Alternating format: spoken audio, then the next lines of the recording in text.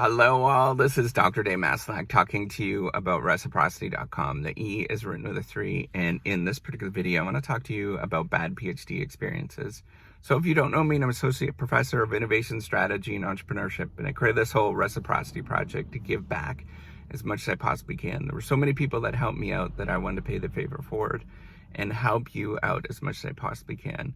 So many of us actually have bad PhD experiences when we're going through the struggle, when we're dealing with all the negatives that we have in terms of maybe it's uncertainty in terms of making decisions about what we should do.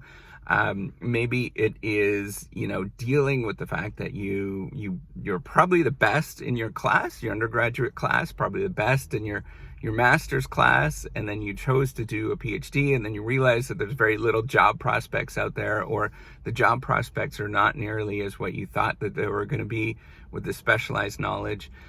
Maybe you're having this kind of experience where it's really difficult to openly discuss your research or your ideas with anybody around you. There's nobody else in the world that is doing the thing that you're doing, so you feel very alone, you feel very stranded.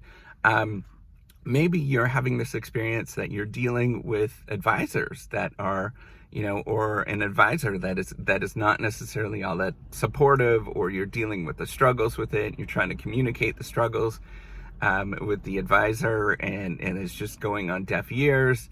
Maybe that advisor is maybe they're being overly aggressive in some sort of way. We all have these sort of bad experiences, and we all deal with them on a daily basis. So first of all, I want to let you know that you're not alone. That's the whole reason, that's a primary reason why I'm doing all these YouTube videos and the whole reciprocity project, to know that there's many people in the world that deal with these struggles on a regular basis. Even if you don't have an advisor, even if you're maybe doing a PhD online and you're struggling with this kind of stuff, know that there's other people around the world that are dealing with it, and I want to start having an open conversation about it and being much more real and authentic, and know that you're not alone in any sort of way with it. We all struggle with all of these bad experiences, these negative experiences that you might have. The other thing to know, to realize that you should start keeping track of these negative experiences. So if it is a interaction, for example, that you're having with certain people, or, maybe it is, different relationships that you have that you've started to form, an advisor, coworker, other PhD students, maybe it's undergraduate students, you should start keeping track of those. And as you do that, you start keeping track of them. And I mean, maybe it's just mentally, for example. Maybe it is you start writing down these different interactions that you have that are not necessarily all that positive. But I want you to keep track of them and sort of make sure that you're following along with these relationships. If it's a one-time deal, we all have bad days. If it's a two-time deal, we all have bad days. All of us have these bad experiences and bad moments and, bad moods and stuff. The day-to-day fluctuations do happen. You wake up, as myself, as being an advisor, I might wake up and I might not necessarily have all that much sleep the night before, and I could be really, I could be not feeling all that well, and then I start to lash out on somebody or make somebody feel bad for the things that they've done, and I personally feel bad about doing that. But if you're having repeated relationships and you realize that there's repeated relationships, well, this is a moment for you to consider whether you should change those relationships, right? So if it's an undergraduate student that is causing you a tremendous amount of grief and difficulty, by all means, go and talk to your department chair, go talk to, the dean, or, even going up to the president and letting them know that you're dealing with it. If you're not getting any positive responses along the way in terms of coping with this stuff, do not do these things on your own. Make sure that you are realizing that there's all these different resources that are out there Don't try to absorb all of these bad experiences that you're having, these bad relationships that you might be having. So if it's an advisor, if it's repeated that you're having these bad experiences, you should probably seek to get a different advisor. Or even, if there's nobody else that's out there, you probably should consider quitting that PhD program and finding a different one. It is not worth your time and effort to deal with negative stuff and absorb all of that stuff for years and process all those negative experiences. Because what we do need is a supportive atmosphere and a supportive community. And again, that's why I'm doing this YouTube channel and doing all of these different resources. Is we need a much more welcoming community that we can sort of have open conversations with these. And you should be able to have open conversations with anybody, whether it's the undergraduate student, your PhD supervisor, and just tell them. You should be able to have an open conversation, telling them that, I'm not feeling comfortable at this moment with what is going on. And if you do have those moments where you feel that you're being suppressed, if you feel that you're going through really tough times, really think about that, as that this should not be like that in any sort of way. It should be that you can have an open conversation and that you have an intelligent, sort of adult conversation with people that are causing you difficulties in your PhD. Now, so that's one thing, is knowing that, you should be able to have these open conversations with anybody. That's called being a grown-up, right? If you can have an open conversation, just, keep a fairly low tone, keep relaxed whenever you're having these open conversations, and just say that you don't feel comfortable with how things are going. And if it doesn't work out, and if it's not a positive sort of relationship or positive experience when you're doing this, it could be a cue at this moment to start seeking, whether it's outside counsel, again, going and talking to department chair, up to the provost, or just terminating that relationship and figuring out ways to terminate that relationship. Is going to be a lot better experience for you.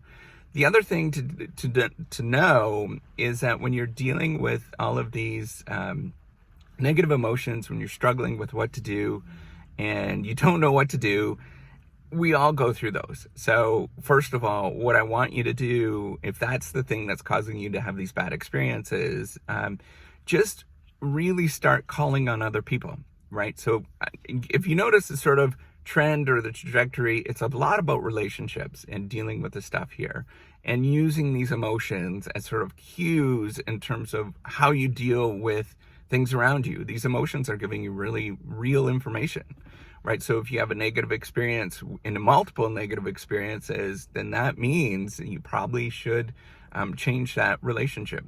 If you are struggling and you have this uncertainty that you're dealing with, and you're like, I don't know what to do at this moment, I can choose to take an average, or I can choose to take a median, for example. I can choose on looking at a sample of data. I don't know how to collect this data.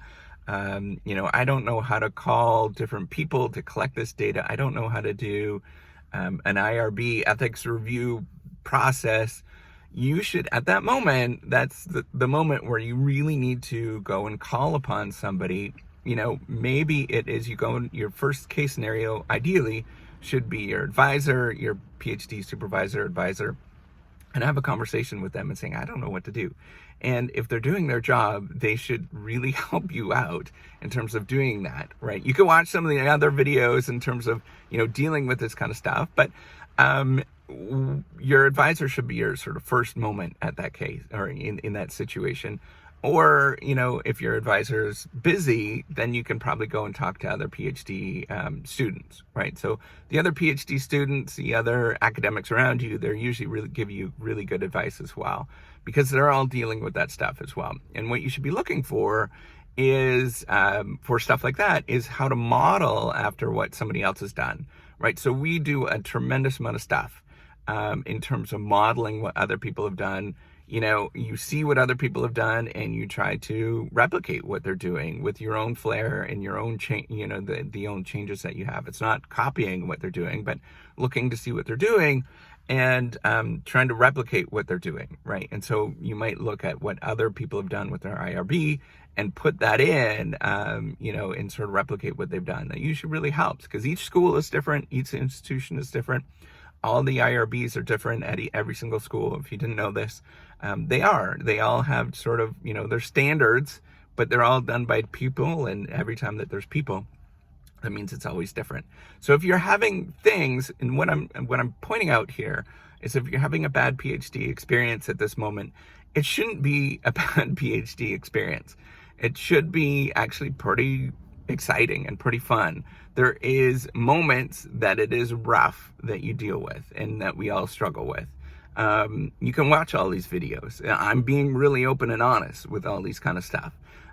So it should be tough and difficult, but it shouldn't be such a bad experience that you're really down in the dumps. You have depression, that you have tremendous amounts of anxiety, things like that. Those are cues that there's something really truly wrong that's going on here, and that you should address those things. And that's what I'm trying to point out with this video. Use all of those emotions, all that kind of stuff, as moments where you should be addressing things in your life. And it's usually to do with different relationships that you're dealing with in your life. And if you're having an overtly negative experience, we'll try to address those things that are giving you those overly negative experiences by, confronting it and dealing with it openly. And if that doesn't work out, and be careful though, and that's what I want to point out too, PhD advisors and other people that are in a PhD program, they're people, right? And people can do really weird and crazy things. So you want to protect yourself. So if you need to confront somebody and you're truly scared of them, then bring in somebody else into that room and have them as your mediator in the relationship. If you're really scared of somebody and you need to go talk to them in their office, keep that office door open, right? You really need to have other people observing what's going on, and go and have that conversation in a busy time when there's people walking down the hallway. If you're truly that scared of all of that kind of stuff, you really need to protect yourself. And if you truly are that scared of anybody in your life, that's not a good sign. And you probably should consider making a change in your life, whatever that might be. But it probably means that you probably should, look for a different relationship in your life. Whether it is finding different, advisors or different school, whatever it is, just know that is not normal. That's not a normal relationship that you should be scared and frightened, absolutely intimidated in any sort of way. It is intimidating as a PhD student to deal and talk to other, your PhD supervisor or somebody that's famous. It is intimidating, but you shouldn't feel extremely nervous or anxious, and to the extent that you're just terrified of dealing with that person. That is not normal. That is something that you should address, right? And you go find somebody else. So my point is with this video is take the time to use these emotions as signals in your life to make real positive changes. We often ignore them or push through them, but know that there's other people in this world dealing with this kind of stuff. But really make some positive changes in your life. Really invest in who you are as a person. And as you do that, as you invest in yourself as a person, things are going to be a lot more positive in your life. And you're really going to start sort of seeing it around you. Invest in just making yourself smile every day. Invest in going on walks. Invest in spending some time for exercise. Invest for spending some time with, if you have a spouse or a partner, spend some time with them. This is a moment where you should be having really good, fun experiences in your life. And yes, it's daunting and scary and all that kind of stuff, but you really need people that are backing you up. That's what the whole Reciprocity Project is that there's somebody that's virtual that's backing you up and supporting you. But really look for positive changes in your life and continue to do that. You can do this. I know you can do this. I've done it. I'm not all that bright. I grew up in the middle of nowhere, and I finished my PhD, and I continue to thrive and survive, and hopefully you can do the exact same thing. So give me a thumbs up if you like this video. Do subscribe to the YouTube channel. I do appreciate it. Take care and have a wonderful day. Bye.